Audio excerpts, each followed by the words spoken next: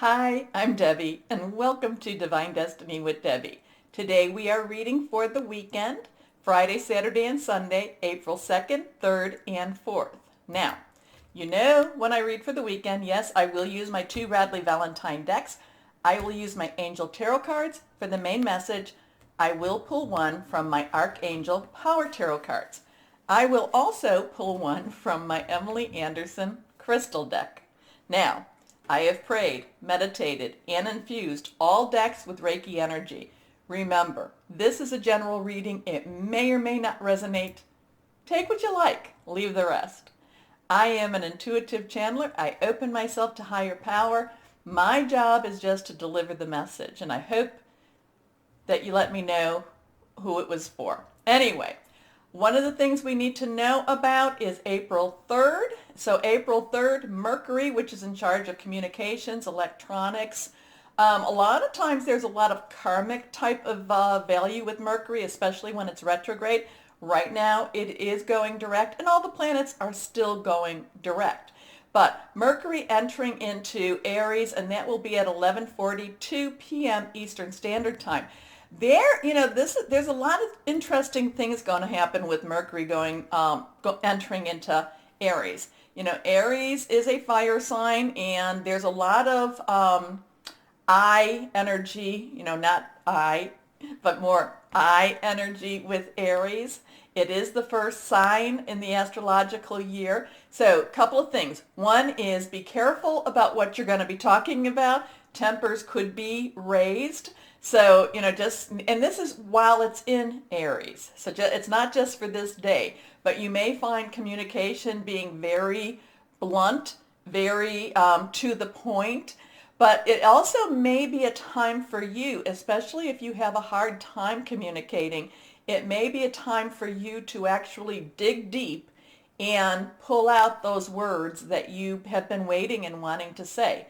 Now, maybe you have been waiting and holding them back for a specific reason. Maybe not. That's up to you. But just be aware that, could be some fiery speech going on when Mercury goes into Aries. So let's begin the readings. Hello, my Cancers. How are you? Let's see what we have here going for you for the weekend. Oh, cards already flipping on you. Okay, there with the Queen of Water. That is you. Whether you're male or female, Queen's underlying energy is water. That's another card wanting to fly. Queen's underlying energy is water, and this is also water. So that is Cancer, Pisces, and Scorpio. Fluid, emotional. This is all about your home, all about taking care of your business, your family. Now whoever that is to you, whatever or whoever your family is. It could be your work family. It could be, personal. Remember, any of the relationships, work, job, career, personal, intimate, interpersonal, family, or your home. But I also feel like this is you feeling good about what you're doing. I don't feel worried about this. But I do feel that, whoever, if that, this is extremely, very water-based energy. Water, emotional. Sometimes the Queen of Queen of Water can be a little bit emotional and a little bit more committed. Then, maybe it's a little bit on the clingy side, but I'm feeling that this is very much a don't mess with me type of energy for you, my Cancers. Anyway, reversed means stronger energy. Let's see what this is all about here. So the Queen of Water is tender-hearted, empathetic, patient, loving. So anyone that is near and dear to you will receive these wonderful, nurturing, loving qualities from you. But heaven help the people that aren't. Heaven help the people that actually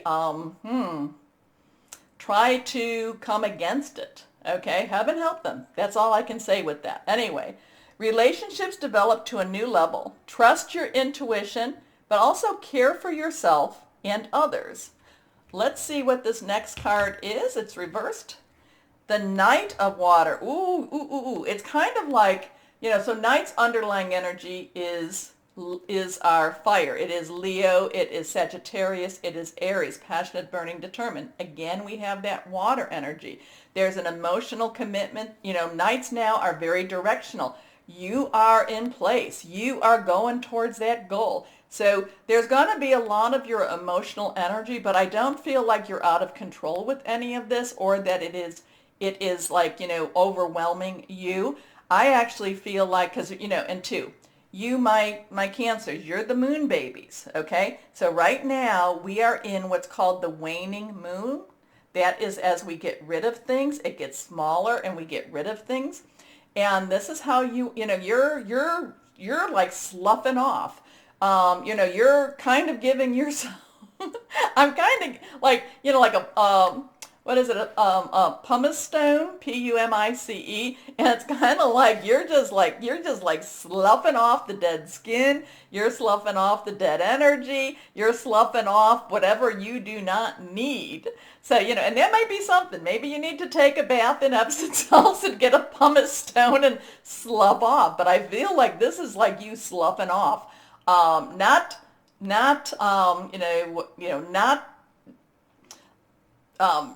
standing still, right? It's sloughing. No, not that type. But this is like, I feel like you are just getting rid of the dead skin, getting rid of the dead weight, getting, just kind of like, so now what would this mean? I know some Cancers, they're working on their budget. So this might be you looking at your budget again and kind of saying, you know what?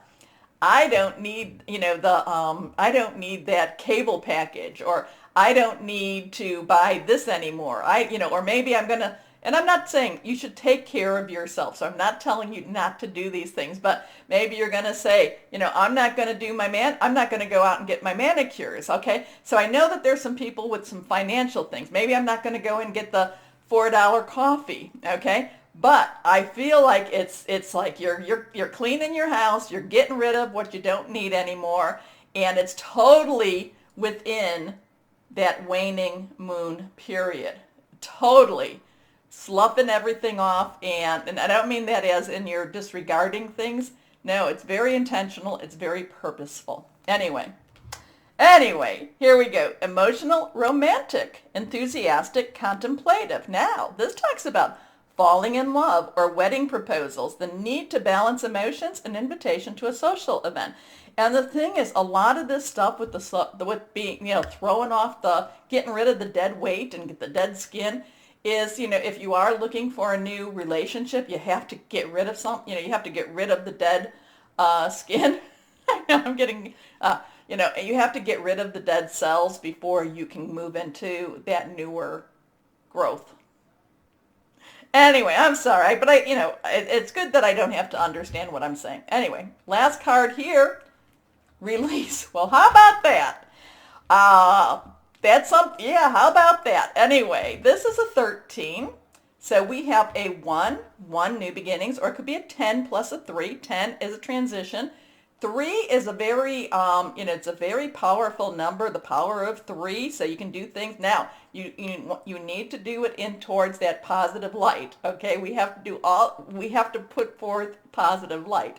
But also, too, 3 is also a celestial number. You can add 1 plus 3 together. It's a 4. 4 brings about stability, and it brings about organization also. So this is really, so what am I talking about? I'm talking about getting rid of stuff, letting things go, kind of, again, that waning moon, getting rid of, release, release, release.